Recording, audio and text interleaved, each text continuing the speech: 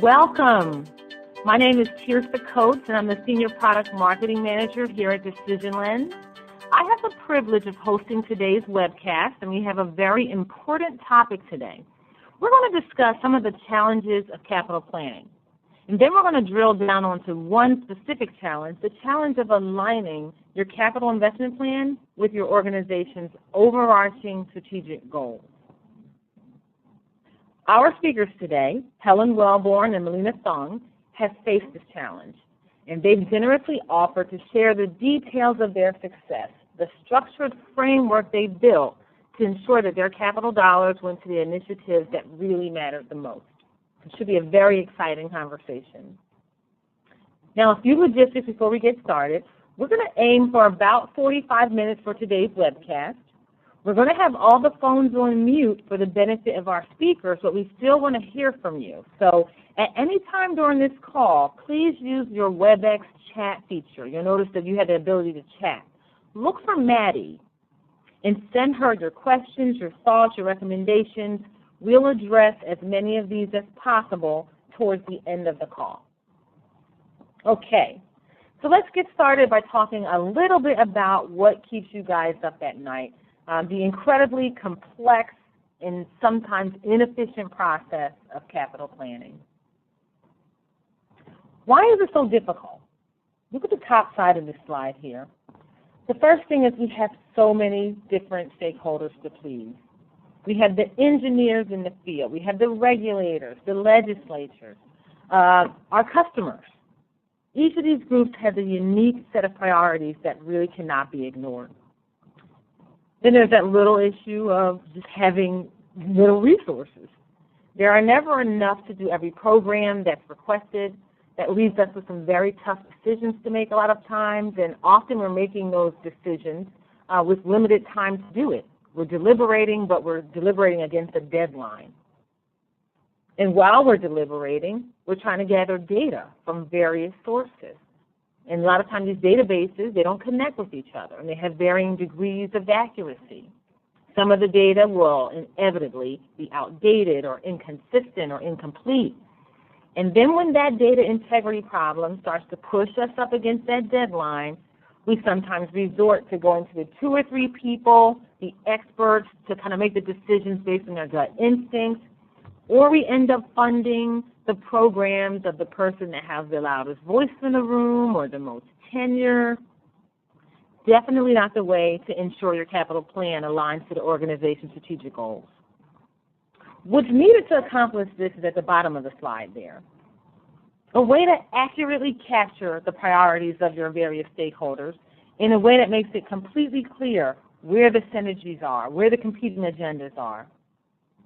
A way to ensure that resources are allocated optimally, making the most out of the limited people, time, equipment, funds, etc. that we have. We need a way to gather disparate opinions on the merits of the various programs and come up with one collectively ratified plan. And we need a way to measure returns. What can we expect in terms of the capital investments we're making? How do we know we're making progress against the strategic plan? Now, I know that's a lot, but capital planning can be faster. It can be more efficient. And Decision Lens Capital Assets helps our clients achieve that. How? By providing powerful analytics and visualizations that address the 5 capital planning tenets you see here on this slide. This slide is actually an excerpt from one of our most popular webcasts. It's called the Top 5 Visualizations That Must Be in Your Next Capital Plan. The full presentation is available to you. If you're interested in it, just send that WebEx chat to Maddie, and we'll send you the slides directly. But these are 5 things that world-class capital planning teams do to create justifiable, strategically aligned capital investment plans. Let's start with number 1. You really have to have a clear visual map to show how you prioritize your projects and how they link to the objectives. You should be able to see that at a glance.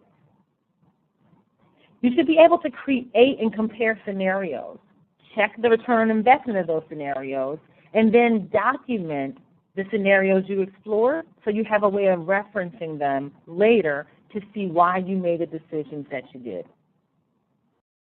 You want to be able to quantify the financial and strategic impact of change, because we all know change is inevitable in this planning process. Some simple examples. Maybe there's a infrastructure failure that drives a new intensified focus on safety. Maybe there's a change in leadership that tweaks the strategic plan a bit, and you don't want to start from scratch. Maybe there's an unexpected budget cut that requires you to lob off a good bit of the planned projects you had. You have to have a way to be able to explore the consequences in advance. That's definitely a best practice. Number 4, planners are often caught off guard when they skip this step. Planners sometimes choose great projects, they have great return on investment, but they fail to look at whether the resources are available at the right time in order to make the plan a reality. You want to keep a close eye on that. And then the last best practice I want to share with you today is really to avoid the one and done mentality. You want to be able to leverage the framework, leverage the hard work you've done to build a structured plan, and then use that to kind of reassess the portfolio over time and course correct to make sure that you're staying in line with your strategic goals and objectives. Now, if you want to know any more about the best practices we have on this slide here, there's a lot of ways to do that, but what I want to highlight is to just visit us at capitalassets.decisionlens.com, comb through the videos, the white papers, other resources we made available to you. You'll definitely find some things that will help you meet some of these 5 tenets here of world-class capital planning. Here are some of those world-class commercial and public sector organizations that I mentioned. Decision Lens solutions are the underpinnings of their portfolio strategies, and we'd love to spotlight our clients' thought leadership, especially when we see organizations who are shedding the status quo and they're pushing towards the best practices. And that's why I am so very excited to introduce you to the team at Seattle Public Utilities. I'm going to share the bios of Helen Welborn and Melina Thung to give you a sense of their expertise before we have them join us on the call. Melina Thung is Deputy Director for Finance and Administration at Seattle Public Utilities. Ms. Thung was appointed to this position in 2005, and she oversees the branch's activities including finance, IT, fleet and facilities management, and risk management. Prior to that, she was Finance Director, and she formerly served the department in the roles of Budget Manager, Budget Analyst, and Recycling Planner. She holds a bachelor's degree in International Relations from Georgetown University, a master's degree in Public Administration from the University of Washington, and a master's degree in Finance from Seattle University. Helen Welborn is an advisor in corporate asset management at SPU. Ms. Welborn has 20 years experience at the City of Seattle, working on capital planning and monitoring, executive reporting practices, business workflow redesign, performance metrics, and a fiscal and policy analysis. She's worked on Seattle Public Utilities issues since 2006. And prior to that, she worked in the City Budget Office and earlier at the Department of Planning and Land Use. She holds a master's in public administration from the Evans School, University of Washington. So Helen and Melina, thank you so very much for joining us. I'm going to turn the floor over to you all, and maybe we can get started with you kind of walking us through an overview of Seattle Public Utilities and the vast services that you all provide. Hello, can you hear us? Yes, we hear you fine. Thank you. Great. This is Melina and Helen. Hi, I'm Helen. Thank you very much for inviting us to this. We're excited to talk about our experience here at Seattle Public Utilities. Helen and I are going to be tag teaming, so we'll just kind of go back and forth. Okay. Keep this pretty informal. So again, let's just starting with a little bit of information about Seattle Public Utilities and who we are. We're a unique organization. We have 4 lines of business: drinking water, wastewater, stormwater, and solid waste. We're a pretty big organization. For our drinking water line of business, for example, we service about 1.3 million customers, in the region, and in SPU we have approximately 1,400 employees. Our capital budget is about $1.2 billion for the 6-year period, and our operating budget on an annual basis is about $700 million. We are an enterprise fund, so we get very little general fund money, which means that how we raise our revenue is through rates, and we set rates for each of our 4 lines of business. A lot of the programs and projects in our capital program are line of business specific, but a number of them are also cross line of business or shared across the funds, including our technology projects.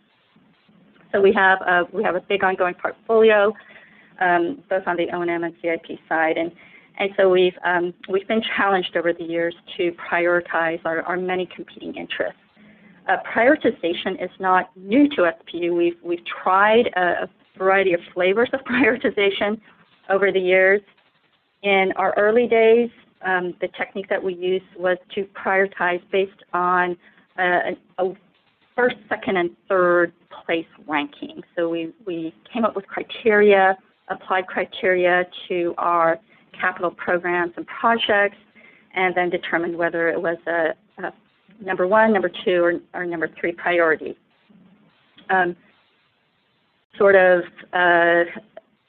Expectedly, most of our projects ended up being a number 1 priority, so it made it a little bit difficult to actually prioritize.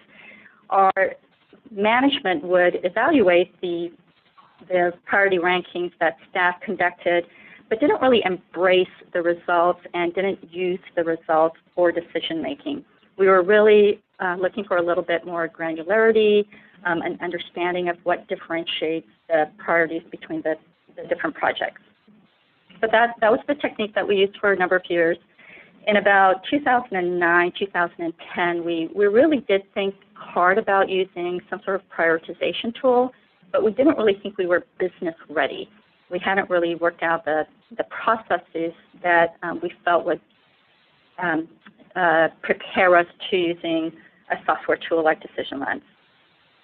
Then in 2012, we took a different approach to prioritization. It was a very manual, intensive approach, but it was good because we sort of worked out the kinks of how we would go about during prioritization. We established criteria, working groups, and we applied the criteria to all of our capital projects and programs. And we did this on the O&M side too, so that was new for us. A different approach than in the past was applying the criteria to our projects, programs, and O&M, and then to come up with ordinal rankings. And then from there, developing some portfolios and putting that forward as our budget submittal to the mayor and the city council. The upside of doing this was that we had really thought through the process to do prioritization, ordinal rankings, really applying the criteria. The downside was it was extremely manual, using Excel spreadsheets, not repeatable, not updatable, not modifiable. The portfolio development part of it was also handled by a pretty small number of people, so it was not a transparent process. And it was sort of we did it and now we're moving on. So then that led us to where we are today. In 2013, SPU launched the development of our 6-year strategic business plan. And this was a very different animal than we had ever undertaken before. We certainly have business plans. We have a corporate business plan. We have individual comprehensive plans for our different lines of business. But this was the first time that we tried to do a multi-year business plan for all of our lines of business. And this was at the direction of the City Council. So another unique feature of our strategic plan was that it was tied to our rates. So what that meant was not only would the City Council be adopting our 6-year strategic plan and all the programs and commitments in the plan, but they would also be endorsing a 6-year rate path that was tied to the strategic plan. So given that new challenge, and also given the challenge that we were to develop the strategic plan in conjunction with an appointed 9-member customer review panel that would be with us the entire way, we thought it was now time to embrace technology and use a tool like Decision Lens to help us prioritize our programs and our projects in a more methodical, repeatable, and transparent way. So that's what led us to Decision Lens. And I'm just going to ask Helen if she has anything to add. I think we should just jump right into the next slide and talk about how we moved into the strategic planning framework. So we used Decision Lens in a number of different ways as we developed our 6-year strategic plan. And before Helen and I talk about how we did that, I think it might be useful just to spend about a minute explaining what our strategic plan looked like. So this is going to be a high-level overview of the process that we went through and the major elements of our strategic plan. So the first step in this first box, we had a couple of items here, the SWOT, the strengths, weaknesses, opportunities, and challenges, and the baseline. So the baseline was our starting point, and we defined our baseline as the change in average annual rates needed to maintain existing services and programs plus meet firm regulatory requirements. And we used Decision Lens to help us prioritize our baseline. Then the next box, so then we also had what we called our framework. And so this was sort of our what guided us through the rest of the strategic plan. And we established focus areas, and we had 4 focus areas: operational excellence, public health and the environment, customer service, and transforming the workforce. Those 4 focus areas all had a variety of strategic objectives. And again, we used Decision Lens to help us with the focus areas and the strategic objectives, and that ended up being the foundation for the rest of our prioritization process, and we'll get into that in the next slide. The next box, so the next bubble is that we also, we did a huge amount of outreach, not only with our employees, but with our customer base to really get their input throughout the process to make sure that our strategic plan would be aligned with our customers' expectations and needs. Where a lot of the work happened after we established the framework was the analysis, and there were several elements here. The prioritization, benchmarking. We compared ourselves to other organizations, and we identified a number of efficiency savings to incorporate into the plan. We also had what we call action plans, and these were essentially initiatives for new investments, both on the operating and capital side, and again used Decision Lens there. Ultimately, we came up with some various rate paths to present to our elected officials that would allow us to implement this strategic plan.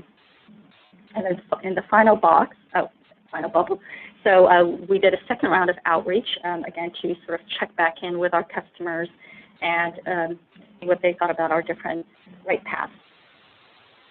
Now finally, we pulled it all together, pulling the baseline, our framework, all of the analysis that we did, and presented a rate path to meet the strategic objectives in the strategic plan. I'm happy to report that I think it was a week and a half ago that the City Council adopted our 6-year plan and endorsed our 6-year rate path. So again, where we used Decision Lens throughout this process. We used it in this first bubble with the baseline. We used it in the framework, using the pairwise comparisons to develop criteria. We used it in the analysis for the benchmarking and the action plan. So we used it throughout our process, and it turned out to be a really valuable tool for us to develop our plan. Helen, do you want to add anything else? Okay, I think we can go on to the next slide, and then we'll start talking in a little bit more detail and specifics about how we use the plan, how we use the Decision Lens tool. So what this slide shows is that, so this is a crosswalk between the strategic plan framework and the criteria that we use to do the prioritization for the rest of the process. So what you see here is on the far left-hand side, our focus areas: operational excellence, transform the workforce, customer experience, and public health and the environment. The middle column there that might be a little bit hard to read were the strategic objectives that were tied to each of those focus areas. So how we used this was, it was pretty interesting and fun, but Decision Lens gathered the executive team into a room, and for about 3 or 4 hours, we used the pairwise comparison functionality in Decision Lens to develop the prioritization criteria that you see there on the far right-hand column. And what we did was, so how the pairwise comparison works is we would take 2 of the strategic objectives. So, for example, quality services and fiscal strength, and we would all vote on which one was more important, fiscal strength or quality services. What was really valuable about this was where there was agreement and general alignment between the executive team that one was relatively more important than the other, we would sort of move on. But where there was a difference of opinion, we would stop and we would discuss it. And this was really just a pretty fascinating conversation that we had, and really the first time that our executive team took time to talk about what was important to us, what was important to the organization, what our values were, the expectations that we set going forward. So the conversation and the facilitation that Decision Lens provided to us to have these conversations were really invaluable. And again, this was to set the stage for the rest of the process and how we did the prioritization. And so what you can see here is that the prioritization criteria maps directly to our focus areas and to our strategic objectives. And that was the first time that we had done that. It was the first time that we had very consciously developed prioritization criteria that was directly linked to the framework of the strategic plan. So one of the really strong benefits of being able to do this in the Decision Lens tool was that it led us to be able to create this slide in particular. And this slide was used repeatedly throughout the rest of the process to help people stay focused on the E-teams, that's our executive team's explanation of their values. And we'd never had it so well articulated, and it really helped contain the conversation and kept it from straying off to into other directions or into individuals' interpretations. We could always go back to this and say, remember, this is what the E-team told us is important. And that was really powerful for the rest of the process. And just one more thing to add. We are also starting to use Decision Lens for non-strategic business planning work to do individual work programs, annual work programs, and we continually go back to this prioritization criteria so that, again, everything that we do in this department is tied back to these 4 focus areas and our strategic objectives. So, Tirsa, do we want to take a moment here to catch up with you, or should we just keep moving on? Well, I've just been following along with you guys. I'm super impressed with you sharing your timeline. So when you talked about where you started and how you progressed from before 2009 into 2009, and just sharing with our attendees all the iterations as you basically refined this process over time, I thought it was fascinating because everybody can find themselves somewhere on this spectrum, which is fantastic. And again, this is a clear example of how you can absolutely link your prioritization process to your strategic goals, and you have that as your guiding light throughout the process. So this is fantastic. I'm going to go ahead and advance to the next slide if you guys would like, so you can show a little bit of deep dive on what that criteria looks like. Is that okay? Sure. So the criteria that were shown on the far right column of the previous slide were, that was a jumping off point for us. So the next thing we needed to do was take each of those 8 criteria and make sure we had definitions and to develop a rating scale. And that is what you're seeing here. This is a screenshot from a download from Decision Lens that shows what we did for each one of those criteria. This one's for service quality, which you see in the upper left-hand corner. This is the definition that we used. And then the rating scale below, basically, you could think of that as a 1 through 5 rating scale, with 1 being at the bottom, no effect, to major. And we tried to get very specific about how a voter would know how to rate it, which one of those major, significant, moderate, some, or no effect to choose.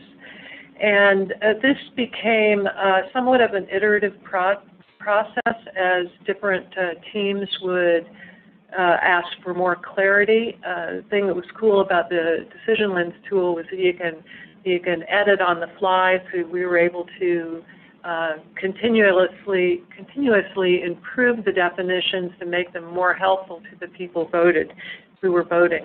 And I'm going to stop here for a second and let you know, after the E-team got through with building its framework, we, in order to hit the road and lay some rubber, we identified teams of subject matter experts in each of the lines of business, so for water, solid waste, for drainage, and sewage, who would come together and have the conversation and do the voting. So it was pushed down to the manager and the field ops level.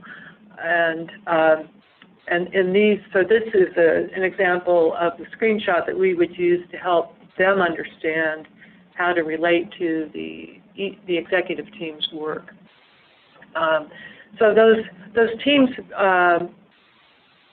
used this type of information. They had very rich conversations when they started trying to evaluate the alternatives they had, which in this case were the list of capital projects that they were to evaluate using this criteria.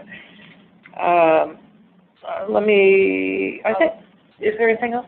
Oh, I just want to add, I had the opportunity to participate on at least a couple of the prioritization teams, and the ones I sat in on were on technology and also the O&M. So these were typically individuals who had not necessarily worked together and didn't really know each other's bodies of work. So there was a lot of learning that happened and a lot of sharing of information, which was, again, really valuable. The knowledge transfer that happened as we were doing the prioritization was really important and valuable, and again, hadn't really been done before, at least to this extent. And many times what we saw was we would get a little bit of information about a project. People would vote. When the votes were pretty different, we would talk about it, and again, people would learn, have a deeper understanding of what these projects were, and also would change their votes, and so that the votes would come closer together,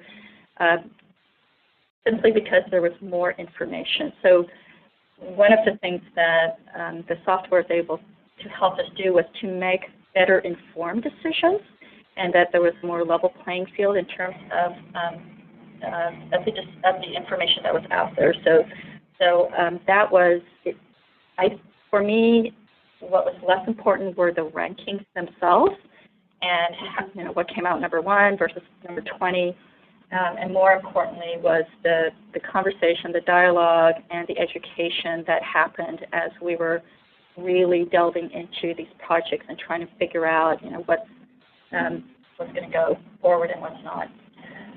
I'd like to add that, Melina is describing a little bit the dynamic that was happening as these groups came together and we moved forward. It was a lot of work to establish all this information in the tool, to come up with the definitions and to get explanations and get agreement. But it was energizing. The teams were intrigued with the conversation. They were intrigued with the tool. And as somebody who's worked on prioritization efforts for a long time, I can say it was magical, actually, because it's been an uphill battle, if you will, to get people to sit down long enough. And I think it's because we had a tool. We didn't have a way to document the conversations. They couldn't get immediate feedback on what they were doing, and this really helped us in that. The surprise was just how really invigorating and the process was to the team members. They came to meetings, they did their homework, they were engaged, and they liked using the tool. And the last thing I'll say, and I think I've been quoted by Decision Lens on this comment, but I too have been involved in many prioritization efforts over the years. And what has happened in the past, because we've been making up our own processes and they've been very manual, we have typically spent a lot of the time in these prioritization team meetings talking about the process and the tool, or talking about the processes and trying to understand the process. So because we had this ready-to-go tool to use that was very easy to use, very intuitive, and very transparent, so we could delve into understanding how we voted the way we did, we were able to spend time on the content instead of the process. So that, for us, that was a big leap forward.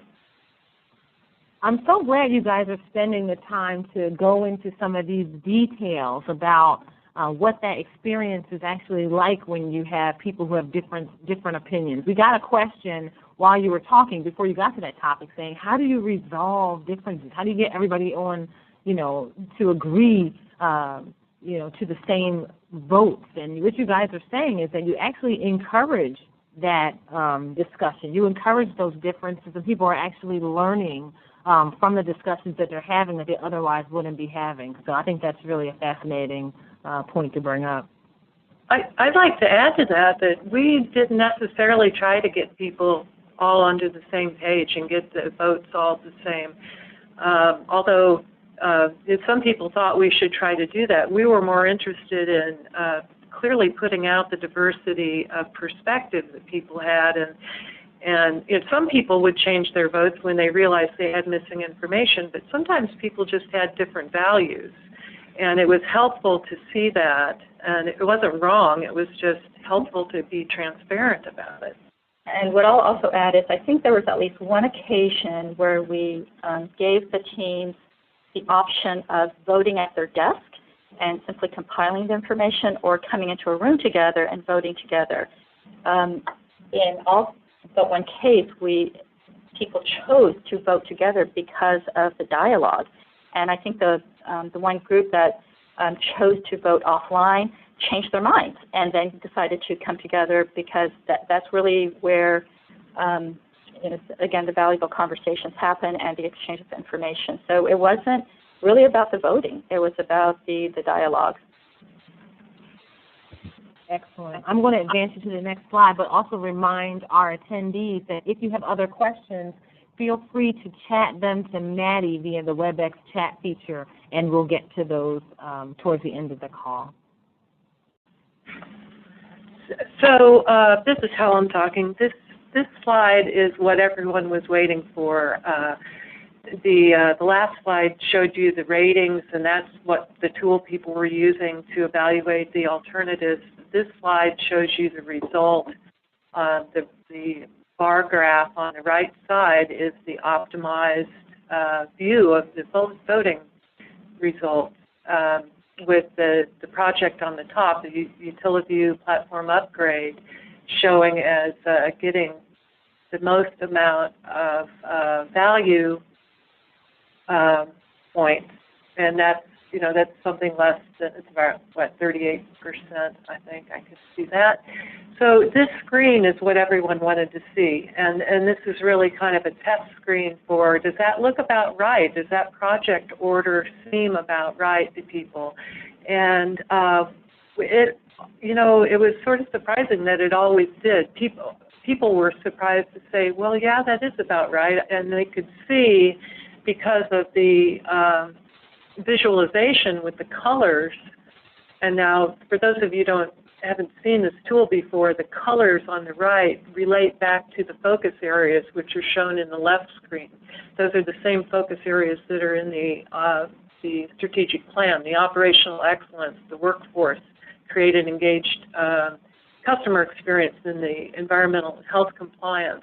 Those colors match up, so you can see clearly in the bar graph to the right that all the blues in those graphs bars are the operational excellence. The greens are the workforce, the yellows are the customer, the purple is the environmental and public health. And so people could look at that and say, oh yeah, that's about right, or no, something must be wrong because that number, the data integrity just isn't right. And we could then go back and look at how we voted, change our votes, but this was the important screen. One thing, a little bit of a challenge was initially some people thought that this was the answer, that this had just given us the answer to what we needed, where we would cut, meaning at the bottom, or what we must fund. And for those of you who've been through this, you know that that's not quite accurate. This is the start. This is not the decision. This is really the start of deciding, bringing more expertise in to deciding timing and to getting underway with implementation. For our organization, there are low priority projects never really make it this far. So all of these things are important to us for some reason. This is just telling us how these projects relate to the values that our executive team says are important. So the question becomes, level of urgency might be a question for which go forward, and how soon, or relationships between projects. But the real point here is this is not the decision. This is not what you take and say, this is what we must do. It's information, and it's very helpful. I think we can take the next slide. Here's a little example of it. We did the screenshot you just saw was the rankings of the projects based on the executive team's weighting of the criteria, those 8 criteria that you saw several slides back. And this is a partial list. You can see under that, in that green column, we've ordered it 1 through 18, and that is how they rank those projects, or the action plans, rather, that you see in the left column. We use the Decision Lens tool to say, okay, fine, according to the executive team, that's the priority order. In the periwinkle column on the right, you can see we use the customer panel. The customer panel were a 9-member group of public customers and stakeholders who helped us throughout this strategic plan process. They were very important. Their council and mayor appointed. So we used their weights, and you can see that for what was the executive team's number 1 project, it was number 6 for the customer panel. And so we had a dialogue about that. That was very interesting. It wasn't that we had different values. It was we ended up talking about how we interpreted our values, and how the executive team's focus on operational excellence is the most important thing, related to the customer panel's focus. Their highest priority was on workforce development. And so they had a conversation about how those two things are related, and it was very helpful to be able to do this comparison. And now this comparison tool is available in Decision Lens. You can do it right online, which is a great development. I'm glad to see that.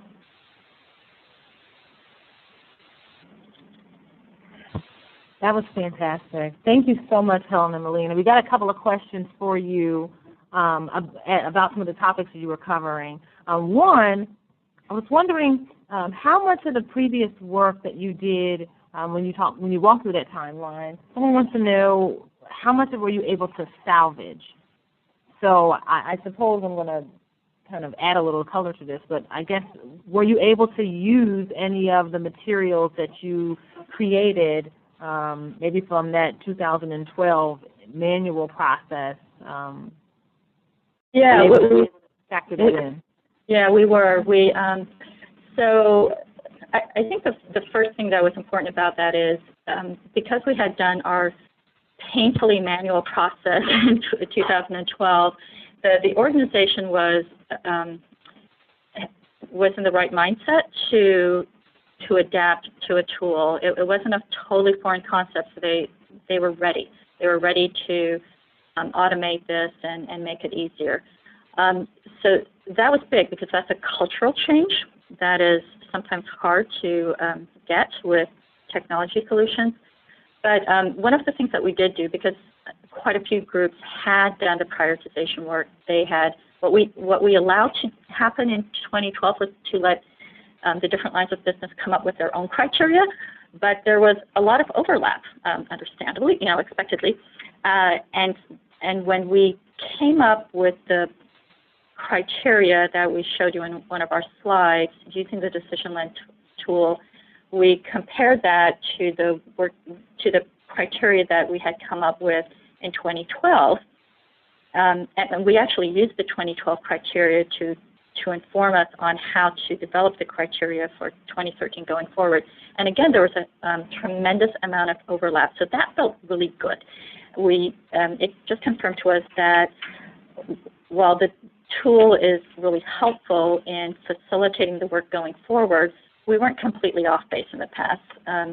We have a core set of values in our organization, and while there were a few tweaks that we made between 2012 and 2013, there was a tremendous amount of commonality, and so I think that resonated well with our work groups and didn't feel like a do-over. Got it. Someone else asked how you assess customer experience. So I believe that may have been one of your criteria that you showed on a previous slide, but if you can remember any of the ways that you actually measured that would be helpful. So what comes to mind is we had again, for customer experience, for all of our focus areas, we had specific strategic objectives. And so you'll be able to see that, hopefully you'll be able to see that in our strategic objective statements. And my recollection on customer experience is how easy is it to access our services? Are our services equitable? One of the things that we do at SPU is we offer a lot of conservation programs, a lot of environmental programs, and we really depend on our customers to help us achieve our goals. So that was one of our objectives as well, is do we give our customers an opportunity to participate in our programs so that together we can achieve our overall objectives. So those were a few of our ways of quantifying that a little bit. And again, they're listed under our strategic objectives. And what we're doing now is coming up with specific metrics in association with the strategic objective so that it is a little bit more tangible and measurable. And I would add that for more information on that, you can go back to an earlier slide that was in this deck. It's the framework, the crosswalk between the between the strategic plan and the criteria. That strategic objectives column shows in more detail the objectives for each area, and you'll see under customer experience, it was about transparency, about what Melina just said about getting engaged in our programs, and access. Hope that helps. Yeah, I think that's probably a great answer to that question. And if not, please feel free to chat for more detail, and we'll try to get it answered. We'll time actually for one more question, and this one was, how much decision and support we use to run the process, and do you expect it to change over time the next time you do this? Jared is fabulous. So, and as well as the other facilitators at Decision Lens. So we knew going into our engagement with Decision Lens that we would need a lot of facilitation, particularly in the first year, and we did. I think we could have gotten there without the facilitation, but it would have taken us a lot longer. And what was particularly helpful was the facilitation support that we got in the beginning with the framework, the pairwise comparisons, establishing the criteria, establishing the rankings and the ratings, helping us to understand what makes for a good definition. So it's all of that stuff that Helen explained earlier that took a tremendous amount of behind-the-scenes time to set everything up before the teams actually started using the tool. So there was a lot of support that we received and a lot of work that staff within SPU put in. Once the actual prioritization started to roll out, it was relatively easy. We kind of got the hang of it, and so we needed Decision Lens support less. I would say that getting Jared's involved, and for those of you who don't know, he's one of Decision Lens folks that helps the customers like me. He added in particular tremendous legitimacy to the process early on. He was an outsider. He is very good at the facilitation, and it gave people a chance to focus on, as Melina said earlier, the content rather than the process. Over time, we started getting training within our organization so that we could run the tool and not be dependent on outside facilitation, and we're doing that more and more.